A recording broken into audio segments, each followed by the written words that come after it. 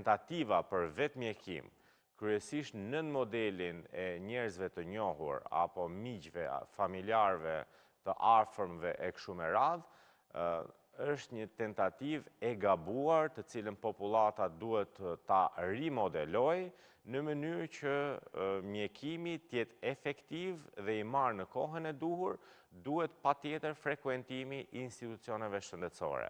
Qendra shëndetësore publike, mjekët e tyre të besuar janë zgjidhje shumë e vlefshme dhe e shpejt në raport me këto simptoma të cilat mund të jenë të lehta në dukje, po mund të ndërlikohen në kufit e një trajtimi edhe disa ditor, ose shpesh herë një koll që zgjat, një temperaturë e cila na ndërlikon, na prish cilësinë e jetës, na pamundson ndjekjen në mënyrë normale të ritmit jetësor apo të punëve të përditshme, gjë që kthehet në një kosto jo vetëm për individin, por shpesh herë edhe për të tërë familjen, madje edhe për institucionet të cilat i kanë të punësuar individ të tillë. Ja, meqense i prekët dhe u ndalët shumë mirë. Fëmijët të cilët mund të kalojnë temperatura nga 4-5 ditë deri në 7 ditë. Fëmijët të cilët mund të kenë kollë të vazhdueshme deri në një javë. Ka që shkojnë deri edhe në një muaj nga mungesa e trajtimit të duhur. Po marr rastin në normal, po theme. Normal. Vjen momenti pastaj që edhe pse ke çuar tek mjeku për të vizituar, nuk ka probleme me rrugët e poshtme të frymarrjes dhe është i pastër, e themin më shqip. Por gjithsesi po ta jap një antibiotik sepse nuk dua të rrezikoj. Tani këtë si ta kuptojmë? Tani ti themi të dyja gjërat. Po, patjetër. Shiko, e vërteta është që në raport me shëndetin e fëmijëve, sidomos në këtë drejtim, ne duhet jemi shumë kujdesshëm. Nuk mjafton një takim me mjekun, një konsult minimaliste për të evidentuar të gjithë problematikat që ka fëmija.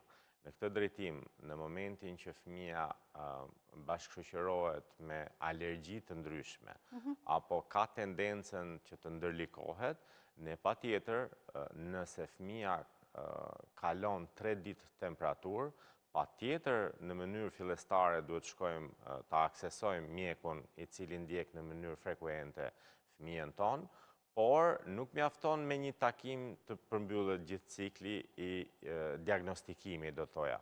Ne sërish ndoshta duhet të riqasemi pranë shërbimit mjekësor, pranë mjekut besuar, për të ndjekur ecurinë e trajtimit të fëmijës.